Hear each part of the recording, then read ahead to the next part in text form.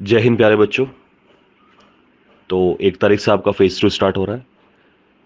क्योंकि आपने बहुत सारी मेहनत की हुई है तो इसीलिए बिल्कुल भी डरने की ज़रूरत नहीं है। फेज़ 1 आपने निकालने में बहुत मेहनत की, तो ऐसा ना हो कि थोड़ी सी गलती की वजह से आप फेज़ 2 में बाहर हो जाए। तो डरना बिल्कुल भी नहीं है, क्योंकि ये भी एक टेस्ट ही है, तो इसमें कुछ बहुत नया नहीं होने वाला है। और जो भी टॉपिक आपको बोलना होगा वहाँ पे, तो वो टॉपिक पहले आपको पढ़ के सुनाएगा, तो इसलिए आप उसके बारे में ऑलरेडी पता कर सकते हो।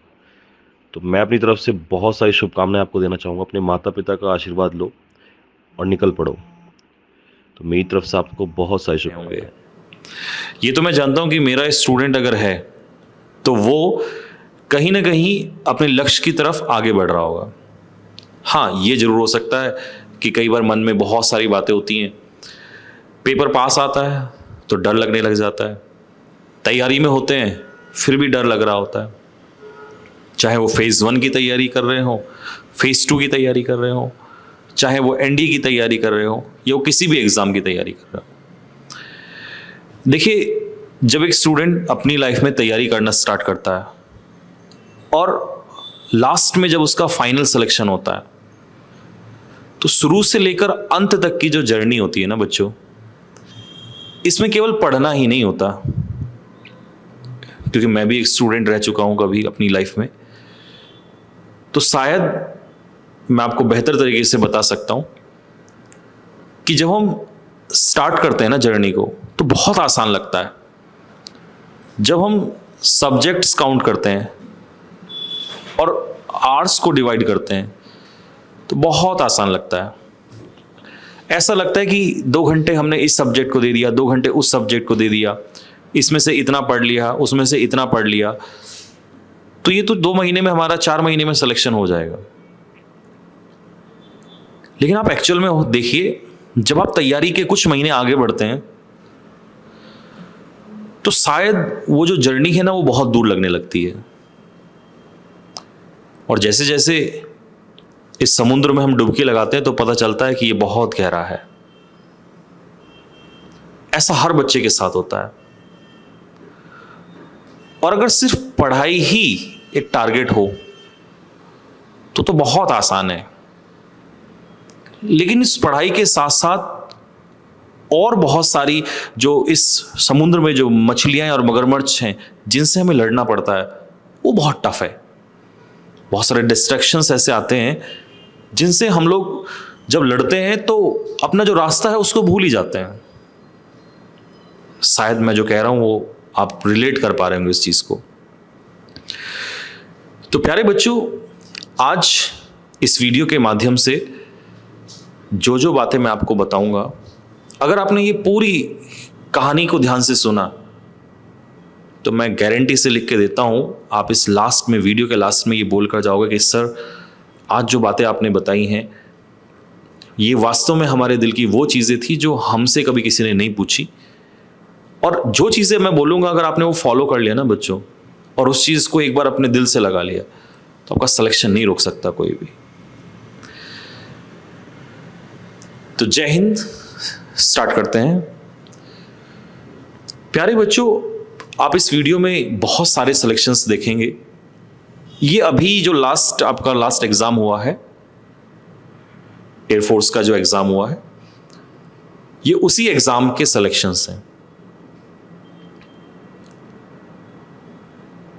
बहुत सारे स्टूडेंट्स ने एग्जाम दिया होगा, लेकिन सभी का सिलेक्शन नहीं हुआ। कोई ना कोई तो कारण रहा होगा। ऐसा इन बच्चों में क्या खास बात थी कि इनका सिलेक्शन हुआ? तो एक एक बात पे हम लोग आज फोकस करेंगे। सबसे पहले, जब मैं एयरफोर्स का कोई भी स्टूडेंट देखता हूं तो आजकल उसके माइंड में एक बात चलती है। पहले तो मैं एयरफोर्स की तैयारी करनी चाहिए कि नहीं करनी चाहिए, इस मुद्दे पर बात करूंगा।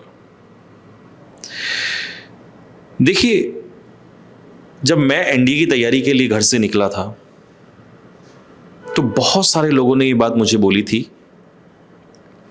कि भाई तुमसे नहीं हो पाएगा। और ये शहर के बच्चे जो बड़े बड़े स्कूलों में पढ़ते हैं, ये उन लोगों का काम है। आपकी स्कूलिंग उतनी अच्छी नहीं रही है, या आप गांव से हैं, और ये आपके लिए बहुत मुश्किल हो जाएगा।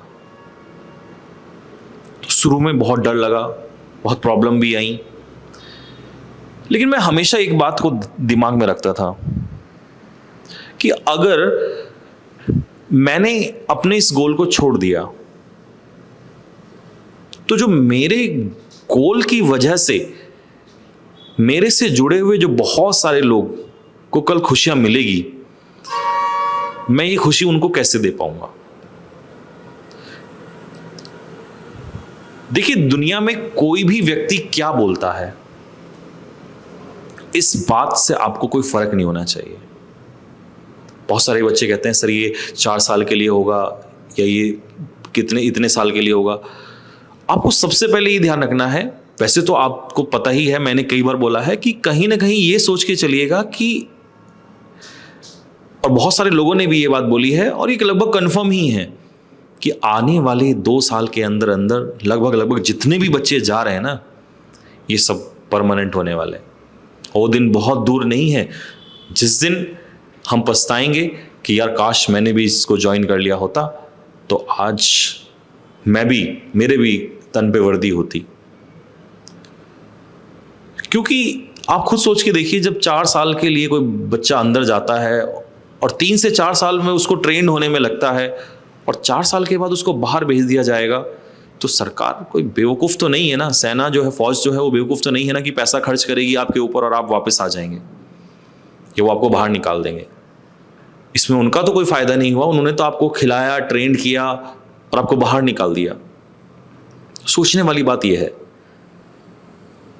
हाँ, क्योंकि ये डिसीजन लिया गया उस समय पर कुछ सोचकर, बट अभी जो आंकड़े दिखाई दे रहे हैं कि जो बच्चे अंदर पिछले बैचेस में जा चुके हैं, उनसे जब बात होती है तो वो यही कहते हैं कि सर बहुत रेयर चांसेस है कि ये इस तरीके से चल पाएगा, और स्पेशली एयरफोर्स में तो बहुत मुश्किल हो जाता है, क्योंकि आपको टेक्निकल नॉन टेक्निकल चीज़ें देखनी होती हैं, तो समय लगता है सीखने में। तो सबसे पहले तो मैं आप लोगों से यही कहना चाहूँगा कि जब आपके मन में ऐसा आए तो आप उस विचार को निकाल दीजिए। और दूसरा, मैंने हमेशा कहा है कि आप अपने परिवार की स्थिति देखिए। मान लीजिए किसी के कहने से आपने किसी और एग्जाम की तैयारी करना स्टार्ट कर दिया, जो आपके काबू में नहीं था, लेकिन आजकल क्या है, सोशल मीडिया का ज़माना है, और इस सोशल मीडिया में हम बहुत दूर चले जाते हैं। हम ग्राउंड को छोड़ के आसमान में उड़ने लग जाते हैं, और जब पीछे देखते हैं तो हमें लगता है कि हम बहुत दूर आ गए हैं। लेकिन क्या कभी आपने देखा कि आपकी फैमिली, आपके मम्मी पापा, आपके भाई बहन, उनको आपकी इस समय कितनी नीड है? हो सकता है कि आप 10 साल, अगर 15 साल मेहनत करें और आप आईएएस अधिकारी बन जाएं, ये हो सकता है, बट क्या उस 10 साल या 15 साल के लिए आपके जो मम्मी पापा हैं या आपके घर वाले जो है वो सरवाइव कर पाएंगे?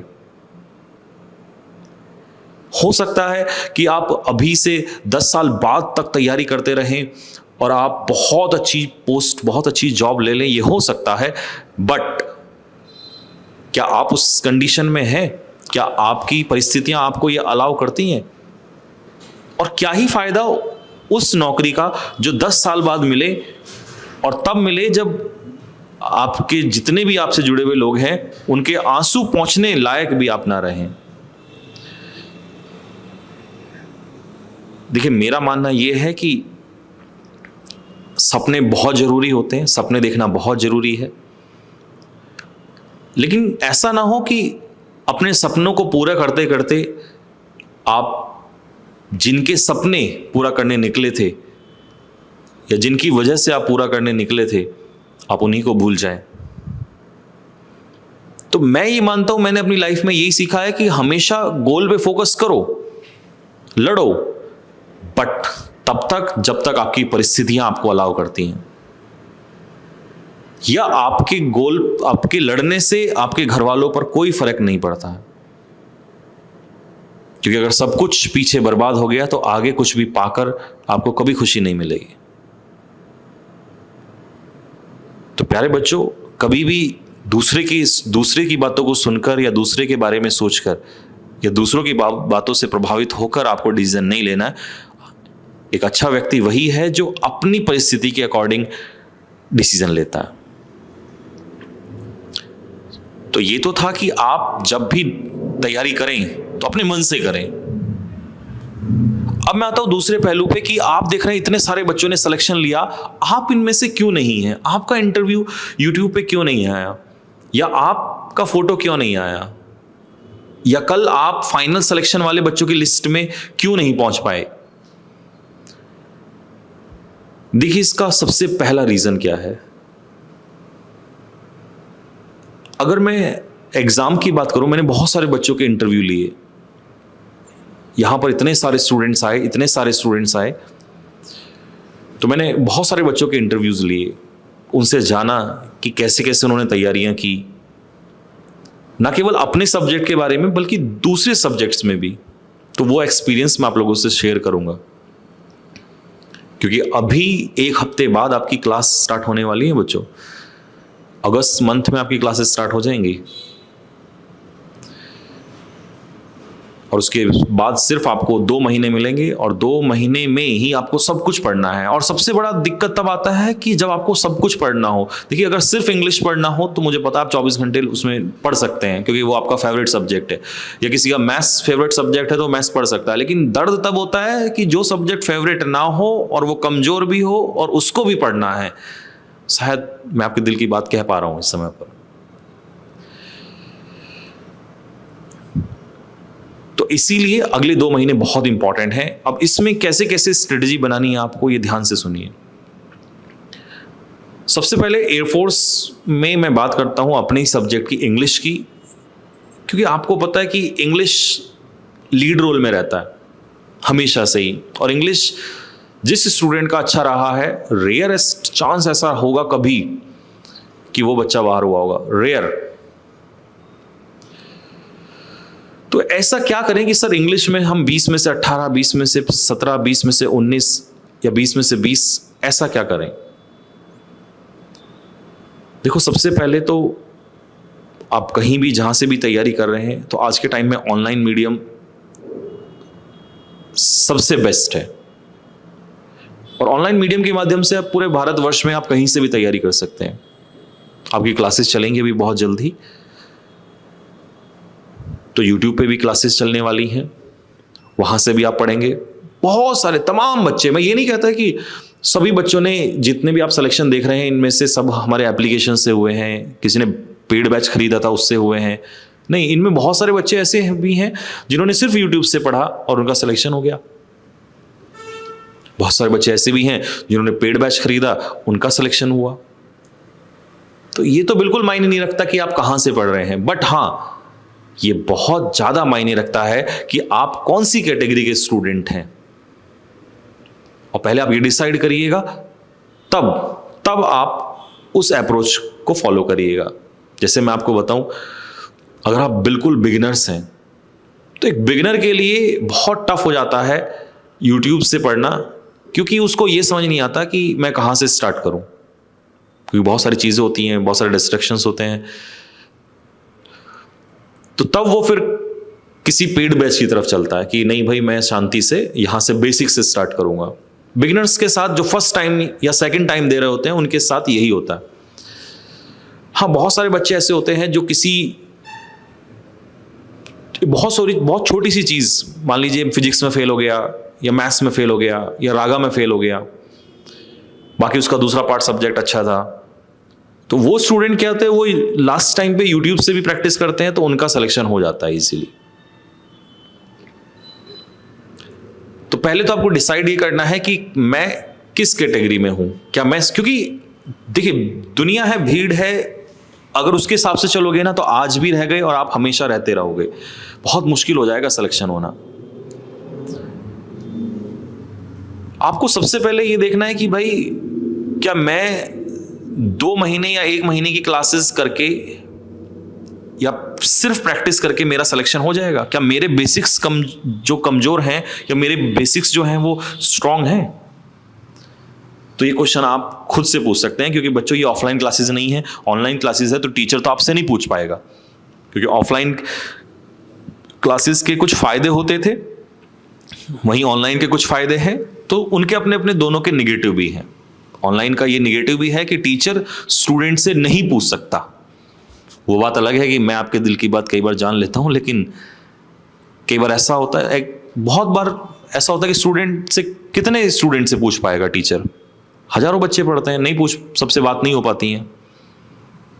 तो ऑनलाइन का एक ही नुकसान है कि हम स्टूडेंट से बात नहीं कर सकते, हम सिर्फ पढ़ा के चले जाते हैं। बहुत कम टीचर ऐसे होते हैं जो उनके दिल की बात को समझ के और उसको एक्सप्लेन करके चले जाते हैं। तो ये डिसीजन तो आपको खुद लेना पड़ेगा। अब बात आती है, अगर मैं सब्जेक्ट वाइज जाऊं तो इंग्लिश में मैंने जो बच्चों से सबसे ज्यादा पूछा है क्वेश्चंस और बच्चों ने जवाब दिए हैं, तो यही रहा है कि आपको सबसे ज्यादा फोकस वोकैबुलरी सेक्शन में करना होता है।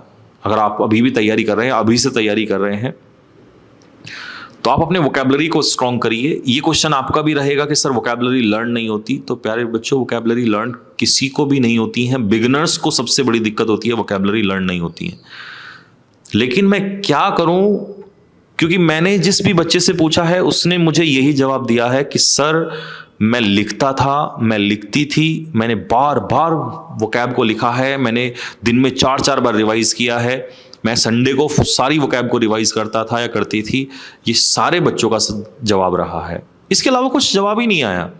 किसी ने मुझे कहा ही नहीं कि सर मैंने नेमोनिक्स मेथड से लर्न कर लिया। किसी ने कहा ही नहीं सर ये पिक्चर मेथड से, मुझे पिक्चर मेथड, वो वहां पर पिक्चर थोड़ी दिखाएगा आपको कि याद आ जाएगा, कितनी पिक्चरें रटते फिरोगे। ये जो चीजें हैं ये आपको बहुत तंग करती हैं, मैं आपको बताऊं। ये टेम्पररी सॉल्यूशंस तो हैं बट परमानेंट नहीं है माय डियर। ये शॉर्टकट है। शॉर्टकट की इस दुनिया में जितना ज्यादा आगे बढ़ोगे रास्ता उतना लंबा हो जाएगा। यही वो दिक्कतें हैं कि जब आप टीचर के साथ पढ़ रहे होते हो तो सब अपने आप को इक्वल समझते हैं, लेकिन सिलेक्शन में वो बच्चे आगे निकल जाते हैं जो बेसिक्स चीजों को फॉलो कर रहे हैं। हर बार का यही है। मैंने इस बार इंटरव्यू जानबूझकर, मैंने कहा पूछूं तो सही बच्चों से ऐसा क्या कर रहे हैं। और ये ही पहलू एसएससी में भी है, यही आपका बैंकिंग में भी है, यही आपका एयरफोर्स में भी है, यही एनडीए में भी है। एनडीए के बच्चों का इंटरव्यू लेता हूं, वो भी यही बताते हैं। तो जो आपको भीड़ दिखाई दे रही है ना बच्चों, ये इस भीड़ में चलने वाले बहुत लोग हैं, सिलेक्शन वाले बहुत कम है। और हर सिलेक्शन वाले बच्चे का आप देखिएगा सिर्फ बेसिक फंडे अप्लाई करते हैं वो लोग, वो बेसिक चीजें फॉलो करते हैं। तो आपको बेसिक्स चलना है। आपको किसी पिक्चर मेथड, हाँ ठीक है, पिक्चर मेथड क्या होता है कि मैं आपको बताऊं, सिर्फ उस समय अच्छे से एक्सप्लेन करने का तरीका होता है। कई बार मैं बताता हूं आपको ये चीजें, पिक्चर मेथड वगैरह क्यों लाए गए।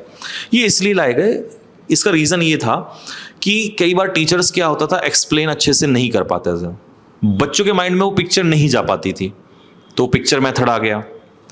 कई बार ऐसा होता था कि उस पिक्चर को देख के बड़ा एंटरटेनमेंट आता था, तो इसलिए वो स्टार्ट हुआ। लेकिन ये टेम्परेरी था उसी टाइम के लिए, क्योंकि आपको हमेशा वो पिक्चर माइंड में नहीं रहेगी और हर चीज की पिक्चर भी तो नहीं हो सकती। अगर हर चीज की पिक्चर हो जाती तो प्यारे बच्चों आप सोच के देखिए, क्या हर चीज की पिक्चर मिलती है? नहीं। पिक्चर्स, मैं आपको आज ऐसी बात खोल रहा हूं, शायद आप सोचोगे इस बात पे तो आपको पता चलेगा, और जो स्मार्ट लोग हैं वो समझ जाएंगे कि अरे इस सर ने क्या बोल दिया। प्यारे बच्चों, टीचर उन वर्ड्स की पिक्चर लेके आता है जो वर्ड उसे आसान लगते हैं और जिसको देख के बच्चे को समझ में आ जाए, और जिससे बच्चा कहे अरे सर ये तो बहुत जल्दी याद हो गया। लेकिन क्या हर वर्ड की पिक्चर हो सकती है? नहीं। ऐसे बहुत सारे वर्ड होते हैं जिनकी पिक्चर नहीं होती है, जिनको गूगल से वो सर्च करते हैं, क्योंकि सब कहां से लाते हैं सर्च करके? गूगल से, आर्टिफिशियल इंटेलिजेंस। और आप उन पीडीएफ को देख के बहक जाते हो, उनसे कुछ नहीं होने वाला है। मैं किसी को क्रिटिसाइज नहीं कर रहा हूं यहां पर, किसी को ब्लेम नहीं कर रहा हूं, मैंने भी यूज किया है इसको, मैं इसलिए नहीं कह रहा हूं। लेकिन मैं कहता हूं कि ये पढ़ो, आप पिक्चर से पढ़ो, आप कुछ भी पढ़ो, लेकिन कॉपी पेन मत छोड़ो, क्योंकि उसी से ही सिलेक्शन हुआ है। अगर 1000 इंटरव्यू मैंने लिए ना, उसमें से 10 बच्चों ने भी मुझे ये नहीं कहा कि सर मैंने नेमोनिक्स से लर्न किया, मैंने पिक्चर से लर्न किया। और आप किसी भी एग्जाम में चले जाओ, एनडीए में चले जाइए, सबसे ज्यादा वोकैब आती है। अब वो एयरफोर्स में चले जाओ, सबसे ज्यादा वोकैबुलरी है। आप एसएससी में चले जाओ, सबसे ज्यादा वोकैबुलरी है, क्योंकि उसके बिना कुछ भी नहीं है। इसीलिए मैं इस बात पे फोकस ज्यादा कर रहा हूं। बेसिक मेथड अपनाओ, समय बहुत है, बार बार रिवीजन करो। टीचर्स के साथ जब पढ़ना स्टार्ट करोगे या पढ़ रहे हैं तो जो चीजें पढ़ा रहे हैं उनको रिवाइज करो और अच्छा कंटेंट पढ़ो। दूसरा, इंग्लिश में अगर एयरफोर्स में 20 में से 20 लाना है, 18-19 लाना है, तो मेरे भाई आपको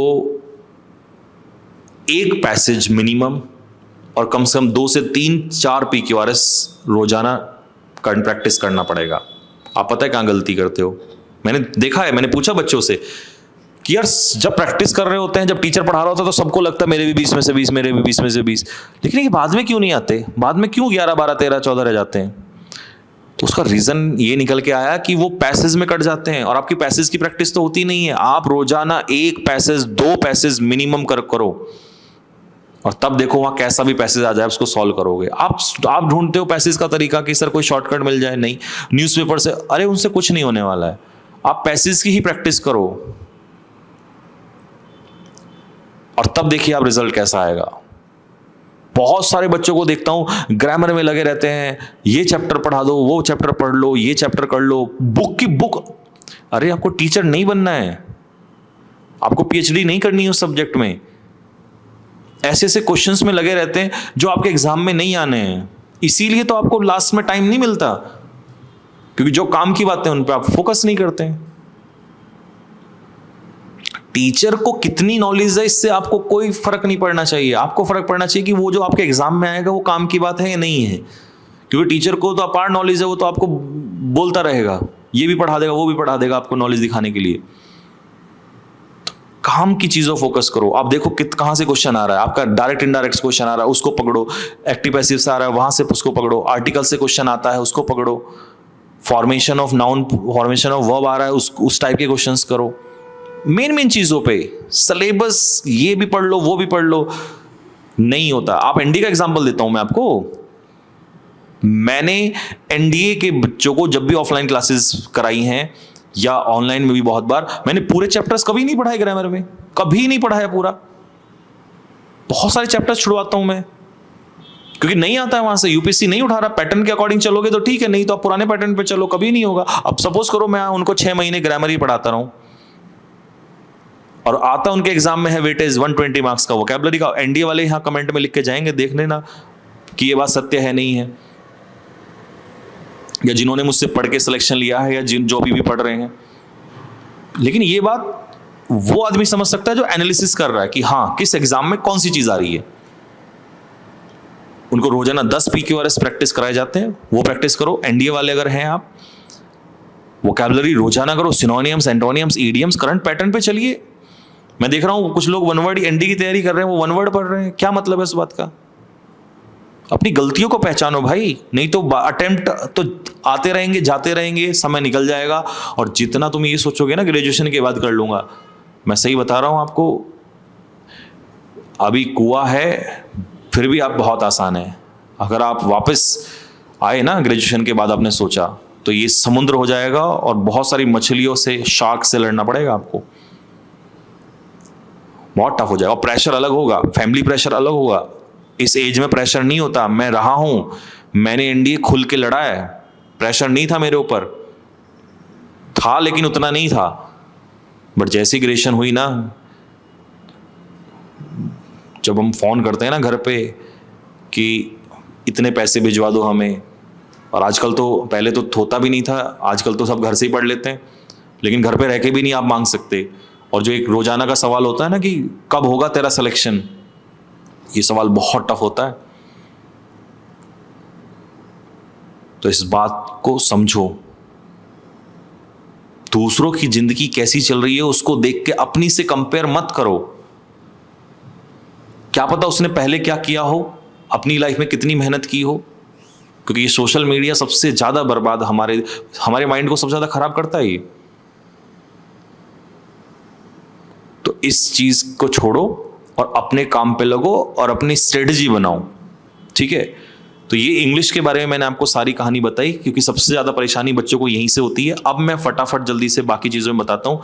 एक्स ग्रुप में सबसे बड़ा दर्द इस समय पर अगर कहीं है तो वो है फिजिक्स। ज़्यादा नहीं बोलूँगा क्योंकि फिजिक्स का टीचर नहीं हूँ, नहीं तो ये बातें आ जाएंगी कि इंग्लिश का टीचर और क्या क्या बातें बता रहा है, बट बोलूँगा ज़रूर जो मैंने बच्चों से सुना है, जो पूछा है, क्योंकि भाई जिसने सिलेक्शन लिया है उससे अच्छा कौन बता सकता है? कोई भी नहीं बता सकता उससे अच्छा जिसने सिलेक्शन लिया है। बच्चों से मैंने पूछा कि भाई क्या दिक्कतें हैं, फिजिक्स में इतना ज़्यादा सिलेक्शन रेट डाउन क्यों जा रहा है? तो देखिए सबसे बड़ा रीज़न ये है कि बच्चा फिजिक्स में इंग्लिश से कंपेयर कर लेता है कि इंग्लिश के टीचर ने जो पढ़ाया वही पेपर में आ गया। फिजिक्स में 100% ऐसा नहीं हो सकता। ठीक है बच्चों, फिजिक्स में आपको खुद भी एफर्ट डालने पड़ेंगे, आपको न्यूमेरिकल्स करने पड़ेंगे, आपको थ्योरी जो है वो जाना पड़ेगा, उधर आपको बेसिक्स क्लियर करना पड़ेगा। और दूसरी गलती, आप फिजिक्स को इतना पढ़ जाते हो कि सोचते हो 25 पेपर में भी जाके वहां पर यही गलती करते हो। मैंने इस बार इतने सिलेक्शन देखे हैं, आप इमेजिन नहीं करोगे, जिनके 8, 9, 10 नंबर। उन्होंने बोला सर हमने ज़्यादा किया ही नहीं, हम उतने पे ही, बोला हमें पास कर लेंगे, हमने तो सीधा इंग्लिश और मैथ्स से उठा लिया। तो क्यों ईगो पे लेना? ईगो नहीं लेना भाई, एनडीए में भी ईगो नहीं लिया जाता। 120 क्वेश्चन मैथ के आते हैं, 80-90 का कोई ट्राई नहीं करता। पास होने के लिए सबसे पहला फॉर्मूला होता है एनडीए का कि हाँ मैं उतने मार्क क्वेश्चन कर लूं, 50, 55, 60 क्वेश्चन कर लूं, बात खत्म। अब मैं देखूंगा इसके बाद में। पता लगा मैंने 80-90 की तैयारी करने के चक्कर में उधर जीएटी भी खो दिया। तो खैर एनडीए के मैं बाद में बताऊंगा, लेकिन फिजिक्स को ईगो पे नहीं लेना है। और भाई फिजिक्स के न्यूमेरिकल्स आपको ये लगाने पड़ेंगे, प्रैक्टिस करनी पड़ेगी। और मैं तो अपनी तरफ से यही सलाह दूंगा कि सबसे पहले कोशिश ये रखिएगा पास होने के लिए। और बाकी जिस टीचर से आप पढ़ रहे हैं, जो भी आपको रिस्पेक्टेड टीचर्स आपके गुरु आपको पढ़ा रहे हैं, भाई उन पे विश्वास रखो और प्रैक्टिस ज्यादा करो। मॉक टेस्ट फिजिक्स के ज्यादा लगाओ, क्योंकि बच्चों ने मुझे बहुत बोला सर हम मॉक बहुत लगाए हमने। पढ़ के तो यार सभी पढ़ते हैं, लेकिन मॉक टेस्ट बहुत जरूरी जाता है, क्योंकि एक्स ग्रुप में सबसे बड़ी दिक्कत। बाकी वाई ग्रुप में तो रागा में इतनी प्रॉब्लम बच्चों को आती नहीं है, क्योंकि मैथ्स भी आसान होता है, सब रटने का ही है। हाँ नॉन वर्बल वर्बल ये जो रीजनिंग होती है इसमें बच्चों ने बताया है, लेकिन उसके लिए बच्चों ने बोला कि सर हमने प्रैक्टिस की थी, क्योंकि नॉन वर्बल की प्रैक्टिस से ज़्यादा होता है। तो उस चीज़ पे आप फोकस करिएगा। मैथ्स में अगर एक्स ग्रुप में देखें तो बेसिक्स है, बहुत ज़्यादा टफ नहीं है कि एनडीए की तरह मैथ्स आता है, हर बच्चा लगभग हो जाता है। बहुत कम बच्चे ऐसे होते हैं जो मुझे कहते हैं सर मैं मैथ्स में फेल हो गया था, क्योंकि 12th में मैथ्स होता है आपके पास तो ज़्यादा दिक्कतें आती नहीं है। लेकिन वहाँ भी मैं ये कहूँगा कि अगर आप मैथ्स में ज़्यादा ना कर पाएँ तो मॉक टेस्ट लगा लीजिए। अगर कोई 20 लगा रहा है तो आप 50 लगा लीजिए। जितना मॉक लगाओगे ना, जितना मॉक लगाओगे आपका स्कोर उतना इंप्रूव होगा। और पेपर जाने से पहले ओवरऑल मॉक टेस्ट भी बहुत ज़रूरी है। बाकी तो अब टीचर्स आपको पढ़ाएंगे तो सब बताएंगे ही कैसे कैसे होगा।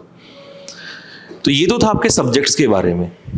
अब दूसरी बड़ी समस्या जो है कि सर आजकल जब हम पढ़ रहे हैं तो टाइम मैनेजमेंट नहीं हो पाता है। सुबह उठते हैं, रात कैसे हो जाती है पता ही नहीं चलता। अगर ये बात दिल को छू गई हो तो फटाक से कमेंट बॉक्स में एक बहुत प्यारा सा कमेंट करना कि हाँ सर आपने सही बोला। जहां भी इस पूरी वीडियो में जो भी बात आपके दिल को टच कर जाए उस बात को आप मेंशन जरूर करेंगे। सुबह उठते हैं, सर रात हो जाती है, सर हमें पता ही नहीं चलता, सर बहुत पढ़ रहे हैं बट फिर भी ऐसा लगता है कि हम कुछ भी नहीं पढ़ रहे हैं। इस बात के लिए क्या सॉल्यूशन करें सर? क्योंकि 4-4, 5-5, 6-6 घंटे तो आपको क्लासेस में ही हो जा रहा है। इंग्लिश की क्लास 1 घंटा, फिजिक्स की क्लास एक घंटा, मैथ्स की क्लास 1 घंटा, प्लस उसके अलावा फिर अलग से प्रैक्टिस आप अलग से कर रहे हो, फिर आप सेल्फ स्टडी भी करते हो, फिर आप अलग से यूट्यूब पे भी टाइम देते हो कि ये पढ़ लूँ वो पढ़ लूँ। तो सबसे पहले तो मैं आपको बताऊंगा कि आपको अगर ये टाइम मैनेज करना है तो बहुत सारे प्लेटफॉर्म्स को फॉलो करना बंद कर दो। शायद इस बात को सुन के कई लोगों को लगे कि सर ये क्या बोल रहे हैं आप, मैं सच बता रहा हूं बच्चों आपको। आप यार कोई तो टीचर ऐसा होगा जो आपको, जिससे पढ़ के आपको समझ में आता होगा। तो ये टाइम मैनेजमेंट की जो प्रॉब्लम है बच्चों, ये बार बार आपके सामने जो आ रही है, ये क्यों आ रही है, इसका रीजन समझो। जब आप अपना टाइम बहुत सारी चीजों में बांटने लग जाते हो ना, तो आपको ऐसा लगता है कि दिन और रात कहाँ चले गए। आप खुद सोच के देखिए, जितने भी लोग मुझे इसको सुन रहे होंगे, कितने आप में से ऐसे स्टूडेंट हैं जो 4 या 5 बजे उठते हैं? बहुत कम, बहुत ही कम लोग होंगे। बहुत ऐसे लोग होंगे जो 8 बजे उठते होंगे, बहुत ऐसे होंगे 7 बजे उठते होंगे। अब सोचो, जो बच्चा 4 बजे उठ गया और उसने 4 बजे उठ के और सुबह 7 बजे तक पढ़ाई कर लिया, तो जो 7 बजे उठ रहा है वो उससे पहले उसने कितने घंटे का एडवांटेज लिया? 3 घंटे का एडवांटेज लिया। कुछ ऐसे हैं 10 बजे उठते हैं, बहुत सारे बच्चे होंगे आप में से ऐसे 9 बजे उठते हैं। अब आप लोग सोच रहे होंगे सर ये तो हमें पकड़ रहे हो आप। मैं पकड़ नहीं रहा हूं, मैं आपके दिल की बात बता रहा हूं जो आप कर रहे हैं, जो एक्चुअल में हम भी करते थे जब तक हमें चोट नहीं लगी। बहुत सारे बच्चे ऐसे हैं 11 बजे उठते हैं। तो इसका मतलब कुछ टाइम तो आप पहले ही वेस्ट कर रहे हैं। आपको मैं भी एक रिसेंट का एग्जांपल देता हूं। यहां पर ऑफलाइन में एक लड़की थी, तो गांव से ही थी वो, और यहां पे तैयारी करती थी। तो स्टार्टिंग में वो 6-7 घंटे कोचिंग का टाइम रहता था, और एक्चुअल में वो एसएससी की तैयारी कर रही थी। 12th के बाद वो आई और एसएससी की तैयारी कर रही थी, यूपी से ही थी। तो हुआ क्या कि उसके फ्रेंड्स भी, मतलब वो 4-5 लोग थे ग्रुप में, उसी एक ही एरिया से आए। तो 6 घंटे पढ़ने के बाद वो अपना रूम पे जाके पढ़ना स्टार्ट कर देती थी। उसके जो बाकी दोस्त लोग थे वो अपना थोड़ा घूमने फिरने वाले थे, तो उसको भी डिस्टर्ब करते थे, परेशान हो जाते थे। तो उसने मुझसे आके बोला सर रूम पे पढ़ाई नहीं होती, और मैं यहाँ पे जो कोचिंग में लाइब्रेरी है बच्चे बैठते हैं, मुझे यहीं बैठना है। तो मैंने कहा ठीक है यहाँ पढ़ लो। हुआ क्या कि 2-3 महीने के बाद वो बाकी जो दोस्त थे उसको उन्होंने आना बंद कर दिया, और वो लड़की जो थी वो रेगुलर आती थी। उसने अपना 6 महीने का बैच पूरा किया। 6 महीने का बैच पूरा किया, उसके बाद उस लड़की ने एग्जाम दिए, उसका सिलेक्शन नहीं हुआ। अब उसके जो दोस्त थे वो उसके ऊपर हंसते थे, बोला देख हम नहीं पढ़े, हम भी यही हैं, तूने पढ़ाई की तू भी यहीं पे है। तो उसको थोड़ा सा डिमोटिवेशन हुआ, वो परेशान हो गई। घर वाले भी उसको बोलने लग गए कि तू क्या करती है वहां पर। अब वो इसलिए भी परेशान थी क्योंकि वो पढ़ती थी, लगातार मेहनत करती थी, तब भी उसे घर वाले बोल रहे हैं, और वो इंजॉय करते थे, अपनी जिंदगी का आनंद ले रहे थे। वो लगभग तब भी उनको कोई प्रॉब्लम नहीं थी, और उनको सुनने को भी मिल रहा था, तो उनको पता था वो अपनी लाइफ में आनंद तो ले ही रहे हैं। उसने फिर एग्जाम दिया, उसने एयरफोर्स का भी एग्जाम दिया। तो जो फर्स्ट एग्जाम दिया था उसने एयरफोर्स का, वो उसमें नहीं हुआ उसका, और उसके लिए बड़ी प्रॉब्लम हो गई। पेपर ये भी नहीं निकल रहा, CHSL दिया वो भी नहीं निकल रहा, बाकी एग्जाम दिए वो भी नहीं निकल रहे। अब यहां पढ़ाई बहुत कम हो जाती है। यहां पर ये मान लीजिए पढ़ाई से लड़ना बहुत आसान है, ये जो फ्रस्ट्रेशन आती है इनसे लड़ना टफ हो जाता है। आप में से बहुत सारे लोगों के साथ चल रहा होगा ये। तो मैं जैसे ही गेट से बाहर आया, क्लास से बाहर आया, तो मैंने देखा कि वो बाहर खड़ी रो रही है, और मुझे लगा यार अचानक से ऐसा क्या हुआ, ये तो पढ़ती भी बहुत है और इंटेलिजेंट भी है, और सबसे अच्छी बात है डिसिप्लिन। ऐसा नहीं है कि कई बच्चों को मैंने देखा है कि वो लोग पढ़ते पढ़ते शो ऑफ करने लग जाते हैं, उनको नॉलेज आती है, तो वो हमेशा शांत, ऑलवेज साइलेंट। तो मैंने उससे पूछा कि भाई क्या हुआ, तो उसका कहना ये था कि सर ऐसा मैंने क्या गलत कर दिया, सर आपको तो पता है ना, मेरी दोस्त मेरे साथ आती थी, वो घूमती है इधर उधर और दिन भर उनका यही काम है, कुछ नहीं करना, और मैं तो इतना पढ़ रही हूँ, फिर भी मैंने एक बैच पूरा किया, दूसरा भी कर रही हूं, फिर भी मेरे साथ ऐसा क्यों हो रहा है, और मैं जिस एग्जाम में जा रही हूं उसी में फेल हो जा रही हूं। तो देखो, अब यहां पर था कि उसको कोई एक ऐसा इंसान चाहिए था कि जो उसको समझा सके, और मैं उसकी कंडीशन को समझ चुका था कि ये क्योंकि देखिए मेरे लिए कोई पहला केस नहीं था, मेरे लिए बहुत नॉर्मल सी चीज थी, क्योंकि मैं खुद भी देख चुका हूं लाइफ में, और मैंने बहुत स्टूडेंट देखे हैं। तो मैंने उसको कहा देखो अभी क्या चल रहा है, इस समय ना ये आपकी एक तरीके से परीक्षा चल रही है। होगा क्या कि आपको ये पता नहीं है कि कब जो ये अभी आंखों से आपके आंसू निकलेंगे खुशी के आंसू बदल जाएंगे। आप बस इसको फॉलो करते रहो और वेट करो, ज्यादा नहीं 2 से 3 महीने का और वेट करो। आप एग्जाम दो और आपका एग्जाम निकलेगा, क्योंकि आप में वो टैलेंट है। अगर आपके अंदर वो पोटेंशियल ना होता तो मैं आपको कहता ही ना, क्योंकि टीचर को सबसे ज्यादा पता होता है कि उसके बच्चा कर पाएगा नहीं कर पाएगा। तो उसने कहा कि सर पेरेंट्स भी ये बोलते। मैंने कोई बात नहीं, पेरेंट्स सिर्फ इतना पूछते हैं कि कब होगा क्या होगा, आपको कुछ गलत नहीं बोलेंगे कि सर गांव में भी सब ये कहते हैं कि पता नहीं क्या करती है उनकी लड़की। मैंने कहा उनकी कोई परवाह नहीं करनी, जिस दिन आएगा रिजल्ट उस दिन अगर उनके वर्ड्स ना बदल गए तो तुम मेरा नाम बदल देना आके। तो मैंने उसको समझाया, बहुत समझाया। फिर उसके बाद उसने लाइब्रेरी वहां पर बैठना स्टार्ट किया कंटिन्यू। और मैं जब उसका बैच भी पूरा हो गया तो बाकी अदर बैचेस से भी कहता था कि देख लेना इस लड़की का सिलेक्शन जरूर होगा। बच्चे कहते सर आप इतना कॉन्फिडेंट। मैंने कहा मुझे पता है। तो हुआ क्या कि अभी उसका रिसेंट उसने एयरफोर्स का एग्जाम दिया और उसका वो एग्जाम निकल गया। और मैंने उससे, और जिस दिन उसका एग्जाम निकला उसके और भी 1-2 दोस्तों का निकला, मतलब वो वाले दोस्त नहीं, दूसरे जो क्लास में थे, अच्छे बच्चे थे वो भी, उनका भी निकला। और जिस दिन रिजल्ट आया ना बच्चों, अभी की बात है, ये इसी बैच में है, और शायद अभी वो मुझे सुनेगी इस वीडियो को तो वो कमेंट भी करेगी। तो वो और 1-2 लड़का और था जिनका सिलेक्शन हुआ, तो वो एकदम बाहर निकल के आई और जैसे ही मैं आया तो वो फिर रोने लग गई। और मैंने सोचा अरे अब क्या हो गया। तो उसके दोस्तों ने कहा कि सर एयरफोर्स का रिजल्ट आ गया। तब मैं तुरंत समझ गया। मैंने कहा पक्का इसका इस बार हो गया है। उसने कहा सर मेरा सिलेक्शन हो गया। और मेरा एक तरीके से ना गूज बम्स हो गया। सिलेक्शन तो लाखों होते हैं, बहुत बच्चों के सिलेक्शन, आपको ये स्क्रीन पर सिलेक्शन दिखाई दे रहे होंगे, लेकिन जब ऐसे बच्चे का सिलेक्शन होता है ना भाई, तो बहुत सुकून मिलता है, बहुत सुकून मिलता है। तो मैंने उसको कहा, मैंने सिर्फ उसको पता है क्या बोला, मैंने कुछ नहीं बोला उसको, मैंने सिर्फ इतना बोला, मैंने कहा पागल इंसान, जो मैंने उस दिन क्या बोला था, मैंने कहा वेट। मैंने कहा उस दिन भी तो रो रही थी और आज भी रो रही है। फर्क पता है क्या है, उस दिन डर था, आज तुझे पता चल चुका है कि तेरे अंदर कुछ है। ये कुछ था उस दिन भी आज भी, सिर्फ पहचानने वाला नहीं था। हम बहुत सारे ऐसे बच्चे होते हैं जिनको एक हल्का सा सपोर्ट देने वाला कोई व्यक्ति नहीं होता है और उसी दर्द में घुट रहे होते हैं। आप में से हर बच्चे के अंदर जो मेहनत कर रहा है टैलेंट है, बस दिक्कत है तो प्रॉब्लम है तो पेशेंस। आपको बहुत कुछ झेलना पड़ेगा बच्चों। आपको मम्मी पापा का ये वाला वर्ड भी झेलना पड़ेगा कि कब सिलेक्शन होगा तेरा सिलेक्शन हो जाए तो हम गंगा नहा लें, तेरा सिलेक्शन हो जाए तो हम ये कर लें, तेरा सिलेक्शन हो जाए। सिलेक्शन सुन सुन के आपके कानों में ऐसा हो गया होगा कि मैं ये दुनिया ही छोड़ दूं।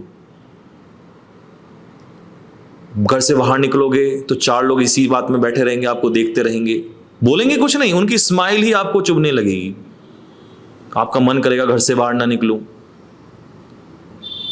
कोई फंक्शन होगा उसमें जाने का मन नहीं करेगा आपका। कोई पार्टी होगी वहां नहीं जाओगे।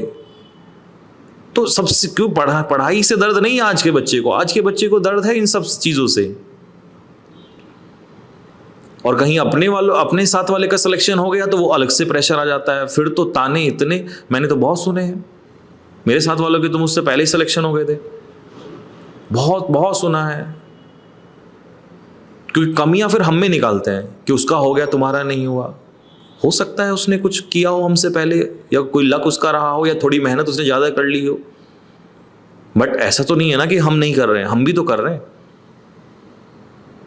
तो फिर उस लड़की ने सिलेक्शन लिया, मैं आपको बता रहा था, और उसके सिलेक्शन के बाद उसने फेज 2 की तैयारी भी अभी यहीं से की है, स्टार्ट कर दिया उसने, और फिजिकल भी। और मैं बताऊं सबसे अच्छा फिजिकल इस बार उस लड़की का रहा है यहाँ पे। और एक और ये देखिए कि उसको इतना जुनून आ गया, उसको ये आ गया कि अब तो मेरे को करके दिखाना है। जिन्होंने उल्टा सीधा बोला ना मेरे को दिखाना है। तो वो रनिंग करती थी, उसका टाइम लड़कों के जितना आता था, 6:30 पौने 7 के आसपास। तो उसके दौड़ते दौड़ते ना पैरों में एक दिन दिक्कत आ गई। तो मैंने उसको मना कर दिया, भाई मत दौड़ना। वो पागल इंसान तब भी दौड़ती रही 4-5 दिन, और उसके पैर सूजने लग गए। तब मैंने उसको समझाया, मैंने भाई बच्चे ये प्रॉब्लम आपके साथ बहुत ज़्यादा है, अगर आप करोगे, आप में जुनून है मैं मानता हूँ, बट कहीं ख़राब मत कर लेना।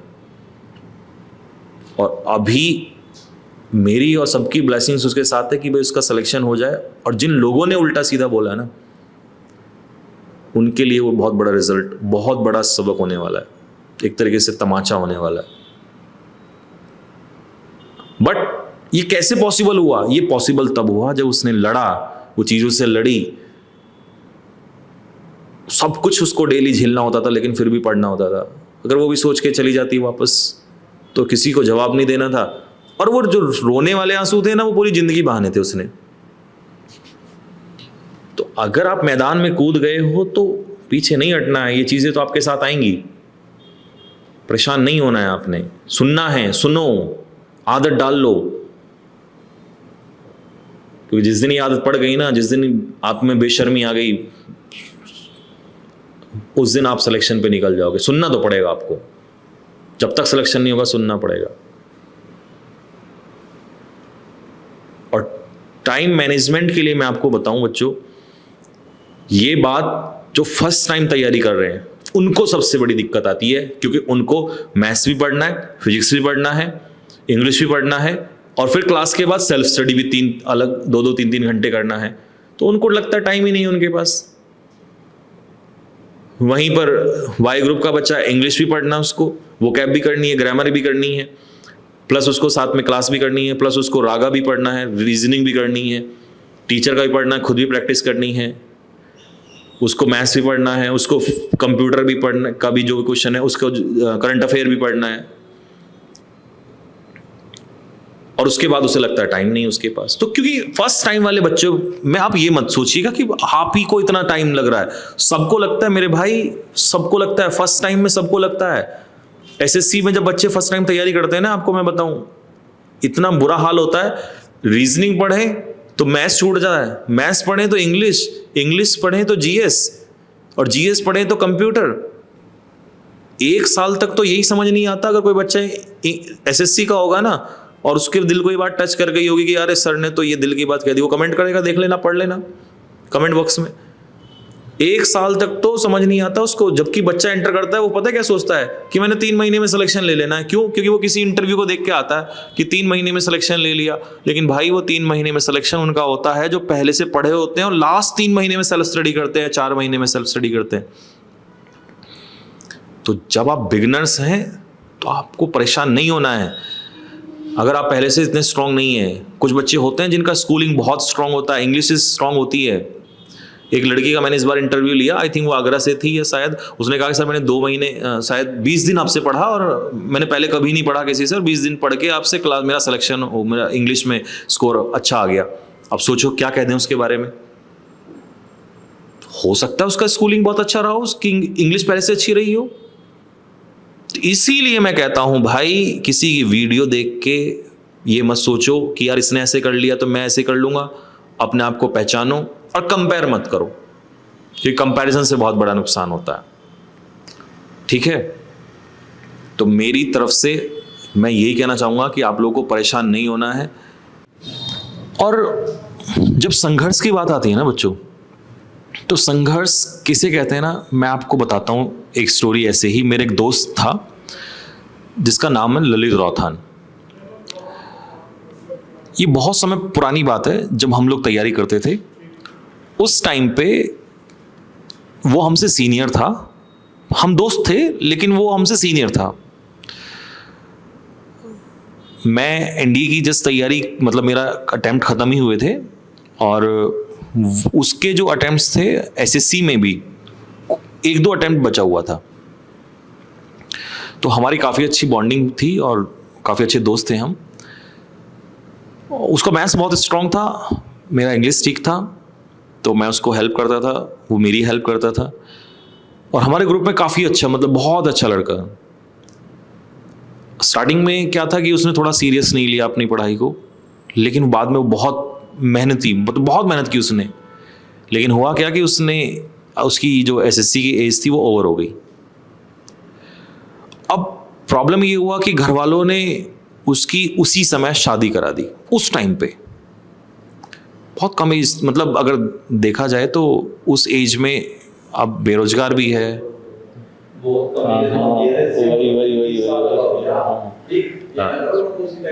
हाँ, और उसी समय उसकी शादी करा दी घर वालों ने। अब एक बेरोजगार लड़का, और उसकी शादी भी करा दी, और एक और जिम्मेदारी उसके पास आ गई। तो प्रॉब्लम ये हुआ कि वो बहुत परेशान रहने लगा। हम शादी में थे, उसकी शामिल थे, और शादी वाले दिन वो खुश था, जैसा कि हर इंसान होता ही है।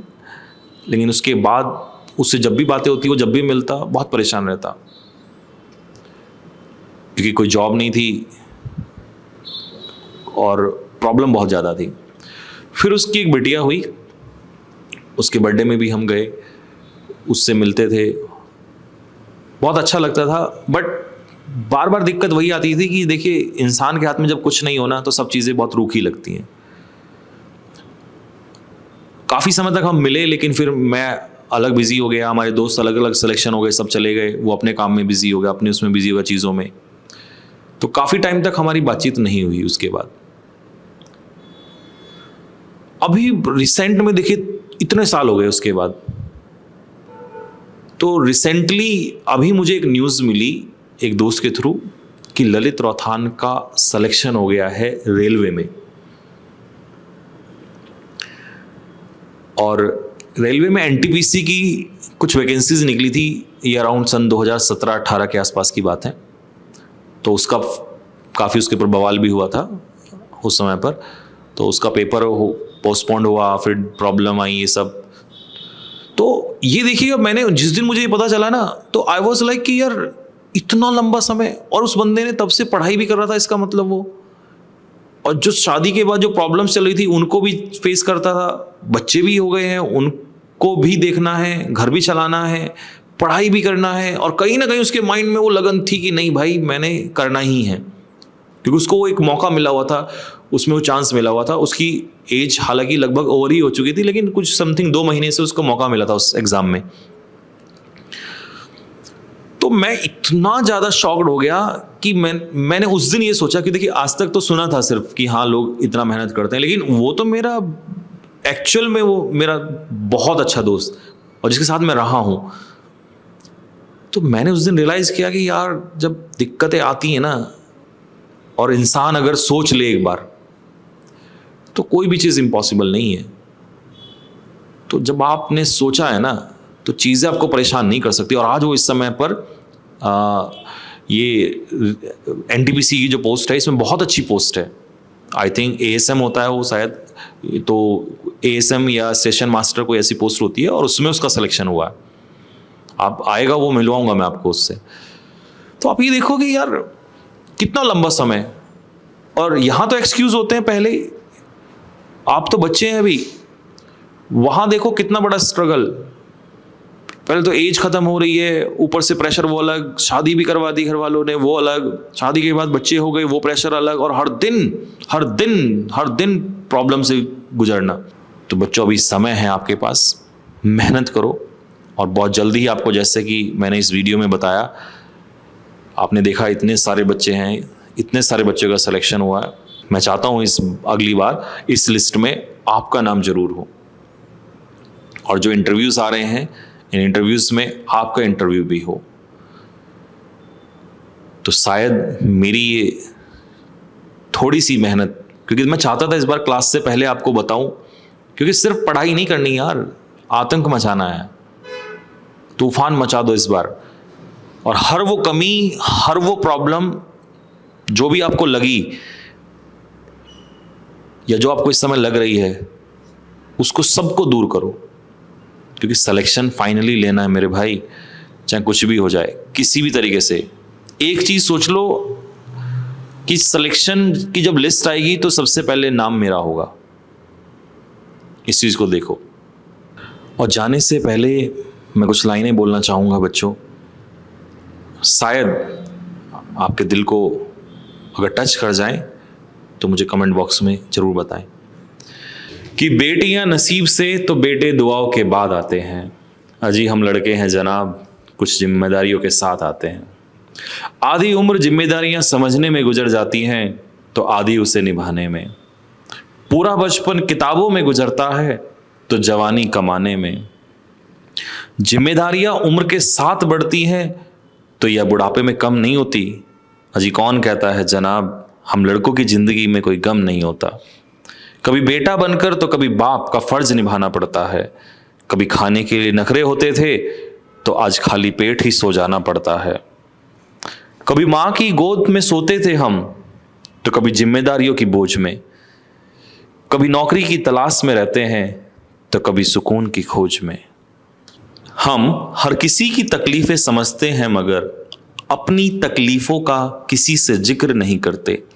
जिम्मेदारियों के पीछे इस कदर भागते हैं कि अपने ख्वाहिशों का भी फिक्र नहीं करते। हम बेटे हैं जनाब, अपने दिल की बातों को किसी से बयां नहीं करते।